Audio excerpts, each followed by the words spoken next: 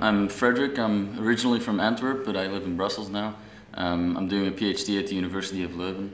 I'm in my third year, and I'm going to be spending my fourth year at Harvard first and then Berkeley over the summer.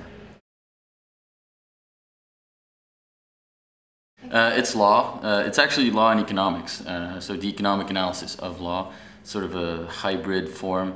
And specifically, in my case, it's applied to bankruptcy.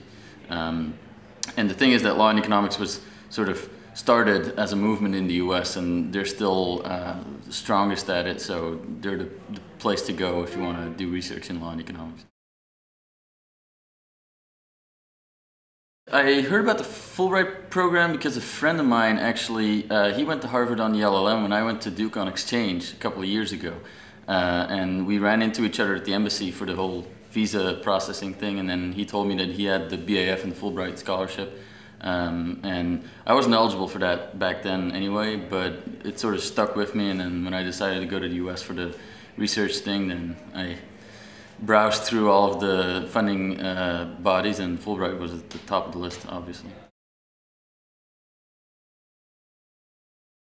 I sort of found the schools myself, or rather, I had a professor at Harvard who I met at a course, and then we got to talking, and he decided that he would be willing to supervise me, and then it wasn't until that happened that I really started looking into the whole funding stuff. So that was sort of preordained by the time I got to Fulbright. The obvious one is start early. Everybody says so. Other than that, is just, you know, try to get into the next gear.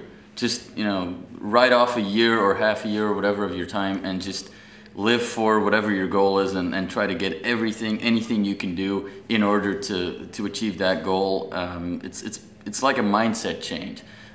There's a lot that you can do that you wouldn't think of beforehand, but just along the way, just you can see the opportunities, and if you grab them, then some of them won't pan out, but only one or two really have to pan out, and that can be enough.